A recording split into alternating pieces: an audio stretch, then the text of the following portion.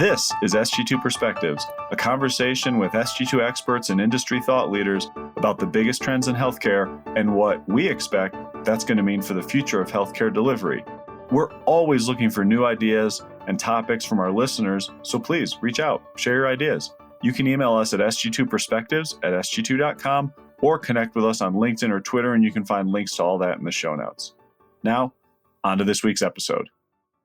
We do know that COVID will be around, and we know that it is changing, and we want to make sure that we and the healthcare systems and the pharmaceutical manufacturers and we as a society are prepared to meet those new challenges that are going to be coming up and to be just as agile and nimble as this virus has been showing itself to be. Hello, and welcome to Sg2 Perspectives. I am your host, Kelly Richard, and today we'll be discussing the current progress on COVID-19 vaccination and the role of health systems. With me on the podcast today is Vizient's foremost vaccine expert, Senior Director of Pharmacy Sourcing and Program Service, Azra Behlim, PharmD, MBA. Thank you for being here, Azra. Thank you for having me, Kelly. I think we're going to just start with a little bit of a status update. The vaccination effort in the U.S. has been underway since late last year. We have two vaccines available, Pfizer and Moderna, and it looks like the Johnson & Johnson single-dose vaccine is going to be available here shortly as well. So where do we stand in terms of both available vaccines and the number of those that have been administered to the population in the United States? Yeah, we do have the Pfizer and Moderna vaccine available. And the great news about both of them is that each manufacturer has continued to ramp up its production, and we are continuing to get more and more doses from them every week. We can expect to see the Johnson & Johnson vaccine come out in the general public as early as the first week in March. Johnson & Johnson is committed to providing 20 million doses to the U.S. marketplace by the end of March and 100 million doses to the U.S. marketplace by the end of June. So that's really exciting and very encouraging from a supply perspective. It's very exciting for us to have more options for people to get vaccinated. I've kind of been doing some sort of back of the envelope math here. If we have a population of approximately 330 million people and a quarter of them are kids, where do we stand in terms of having enough vaccines for the people that want them? With the current production from Pfizer and Moderna, and if we combine that with what the number of doses are so far that we have promised from Johnson & Johnson, it looks like come July, we would have more than enough vaccine to inoculate every adult that would want it. That's great news and fantastic, but there's a number of things to sort of think through there, including the fact that we have children that probably aren't going to be vaccinated anytime soon. Any updates sort of in that space? Is there a time when we think that kids of a certain age might start to be able to get the vaccine, or is that pretty far off? Right now, we do know that both Pfizer and Moderna, as well as Johnson & Johnson, are actually starting an arm within their phase 3 clinical trial to enroll patients between the ages of 12 to 18 in order to study the effects of this vaccine on children above the age of 12. Pfizer did announce last week that they have completed that enrollment process for the number of participants that they were looking for. And so from this point forward, we do hope to eventually have more information and data as those studies are ongoing and continuing to enroll patients in that demographic. My last question here about the general status is herd immunity and whether is that really possible without vaccinating kids? And if you add in potential challenges with vaccine hesitancy, what are your thoughts? Are we on our way to herd immunity anytime soon? When we talk about something like herd immunity, there's a lot of other variables that we need to take into consideration. Not just the number of people who've been vaccinated, but also the clinical epidemiology about the virus itself. Right now, we do know that there are other mutations of the virus, and we are still studying what the effects of those mutations are in terms of the disease progression and severity, but also how do these variants test against these current vaccines that are coming out. And so there's a lot of unanswered questions in terms of how these variants will impact that model for herd immunity. Those are definitely significant variables that we would have to take into consideration. If we did not have the variants and we didn't have other epidemiological things to consider, by July, we would have more than enough vaccine to inoculate everyone in the United States. And if the clinical trials from Pfizer and Moderna and Johnson & Johnson for ages 12 to 18 prove fruitful, we would begin vaccinations in that age group probably as early as August or September. However, if we look at the variants that are out there and some of the unknown answers we have to the questions of what impact these variants have, that would potentially impact significantly that herd immunity model. So there's a lot of moving parts here when we think about the end. I think we can be a bit optimistic, it seems like, in terms of supply and the actual efficacy of these vaccines. So when we think about how vaccines are actually being delivered, so vaccinations instead of just vaccines. In the beginning, a lot of those vaccines were delivered to health systems as their frontline staff were kind of the priority group to get the vaccination first. But as we move on to vaccinating the broader population, we're seeing some other providers come into the mix to distribute the vaccine, retail pharmacies, clinics, maybe even nursing homes. So how do you view the ongoing role of health systems in these vaccination efforts? Health systems are still an integral part in providing vaccinations to the community. First and foremost, in providing vaccinations for their own employees. We still have health systems in the United States who did not receive enough vaccine from their original shipments in order to cover everyone on their staff who wanted to get the vaccine. So we do have still some pockets across the country that are working to make sure that everyone in their staff who wanted to get the vaccine has the opportunity to do so. And going forward, I still see healthcare systems playing an integral role in the vaccinations of the population. But opening it up to retail pharmacies and clinics and nursing homes, as you've mentioned, is also incredibly important as part of this strategy. The virus is continuing to mutate. And so getting these vaccinations out into the community and getting as many people inoculated as quickly as possible is actually crucial to the overall strategy in preventing the virus mutations from taking over and transmission.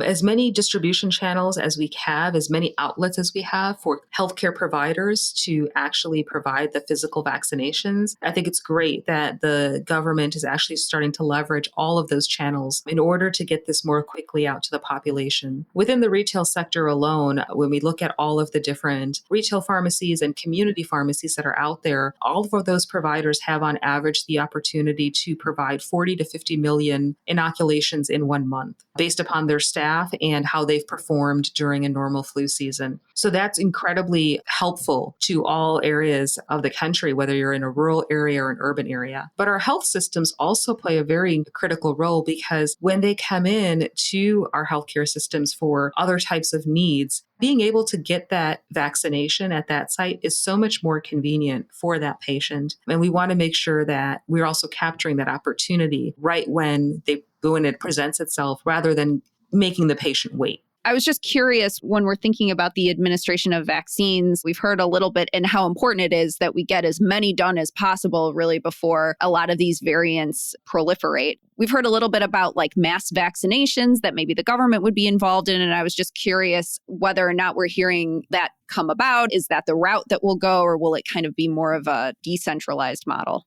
So the mass vaccination clinics that FEMA and the government are standing up are also an important part of the overall strategy. Again, this is really being done in order to make sure that we are getting as many shots out there as quickly as possible. It's also incredibly important in areas where the community may not have ready access to healthcare. We do have pockets in our country where the nearest pharmacy or the nearest hospital could be 20, 30 or more miles away from where patients live. And that's really where some of these mass vaccination sites are playing a really big role. Also in underserved communities and in big populated urban cities, these mass vaccination sites are really helping to speed up the rate at which we can inoculate the population.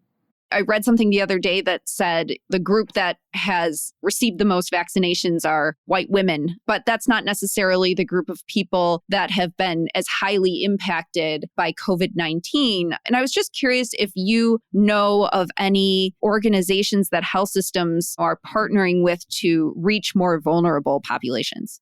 There are many people in the United States who do not have ready access to the internet or are as familiar with trying to navigate the healthcare system when they're looking for their COVID-19 vaccine. I hear from a lot of patients from all across the country where they share their stories of how many hours a day they're spending trying to track down just where to go to get a COVID-19 vaccine for either themselves or someone within their family. One of the things that we encourage all of our healthcare systems who are providers for the vaccine in their community to do is to make sure that they actually are thinking about their marketing strategy and their overall communication channels. Many healthcare systems are used to targeting patients that have visited their healthcare center, let's say in the past year or in the past 2 years, or perhaps patients who are well established with some of their primary care physicians. But when we look at a broad-based campaign, such as this COVID-19 vaccine, you really need to rethink your marketing strategy about how are you going to get the word out about the benefits that your healthcare system can provide and that you are providing vaccinations. How are you going to get that out to the general community and to a large group of individuals who probably have never visited your center before? That's not typically something that's contemplated in many marketing strategies or communication strategies at healthcare systems. And so that's really what we have been working on with some of our healthcare systems to encourage them to do that and help think through about what some of the nuances are for their communities that they're serving.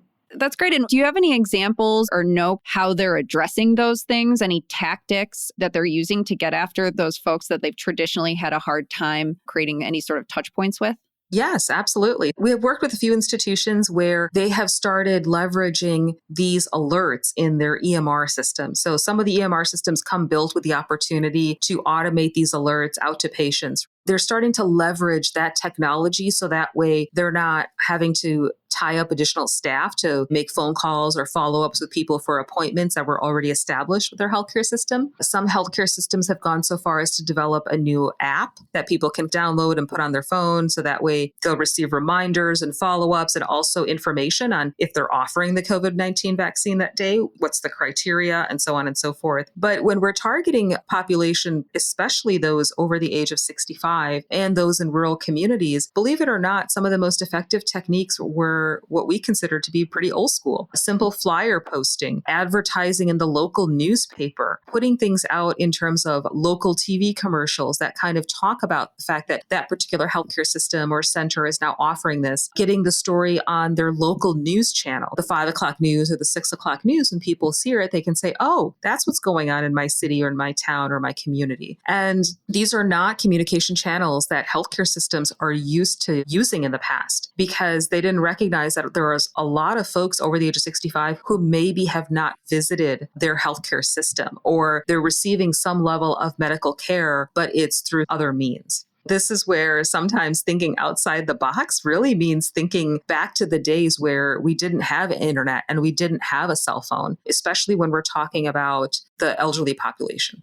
Yeah, it's really interesting to have a situation in which we're not thinking so much about what does the payer mix look like or what are their specific health issues. It's like we're just trying to get everyone. And if you're older, even better, it's more of a broader net than we've had to cast in the past. So much more of a public health effort. Feel free to burst my bubble that there's a lot to feel positive about when it comes to vaccination progress. However, 2020, if we've learned anything, it's to anticipate the unexpected. In your view, what are the potential wild cards or the unexpected challenges, or maybe even expected, that are not getting a ton of airtime when it comes to herd immunity or mass vaccination? So when we talk about things like herd immunity or mass vaccinations, there's a lot for us to be thankful for, a lot of things to be positive about. The fact that we're able to have a vaccine in such a short amount of time, for us to have it from multiple pharmaceutical manufacturers who are experienced in this area, and for us to have it come out so quickly and have enough supply to be able to vaccinate our country, those are all really, really strong positives. Some of the challenges that I foresee going forward, though, is really what is going on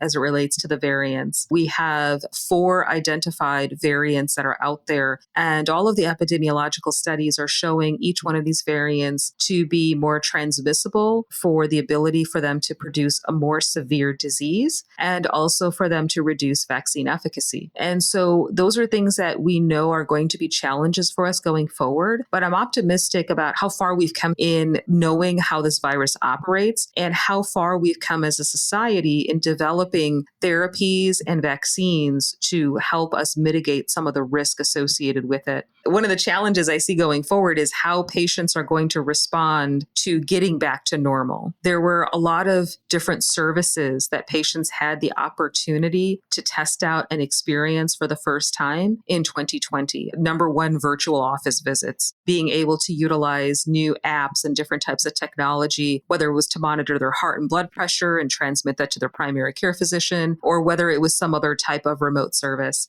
The challenge in general for healthcare systems is, from a vaccination standpoint, once those vaccines are rolling out more and more, how does the patient behavior change as a response to that? That's a great point. I've talked to at least a lot of health systems that have just said, we're ready to go back to business as usual. That's one sector. Or they may even say there's physicians that are ready to go back to how we used to do things versus a whole other group that is ready to completely change things. And they're all virtual, all digital. It should be interesting to understand that there's probably some sort of in-between state that is the reality of what patients are willing to do and how they're going to behave in the age post-COVID.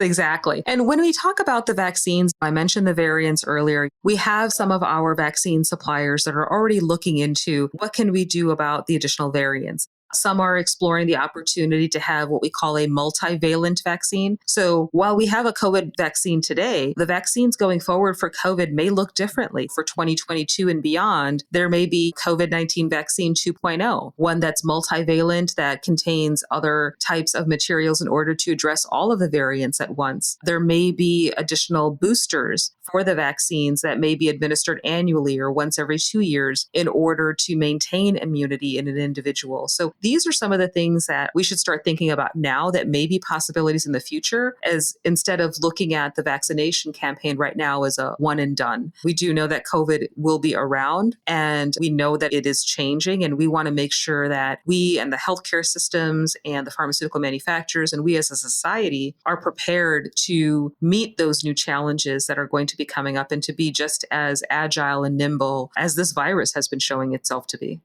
Right. And not to get ahead of ourselves, but it seems like those would be fantastic capabilities to have were we to have another virus come along and potentially to prevent additional pandemics. Absolutely. I think that on the subject of additional pandemics, that is the reality. For many folks, they may or may not remember when we had to deal with the avian bird flu, and then when we had to deal with the swine flu in 2009, and now we're dealing with the coronavirus. And so I think that in general, as a society, there will always be these emergence potentially of other types of viruses or diseases. But that's the beauty from the other side in terms of innovation. We have the opportunity to continuously improve and innovate, not only just from a drug manufacturing side, but also as a society and as a health system side. How are we going to rise to meet all of those new challenges that we don't even know exist yet, but have the potential to exist? If we ask ourselves those questions on a continuous basis, pandemic or not, we would be in the best scenario we possibly could be to overcome those challenges when they do arise.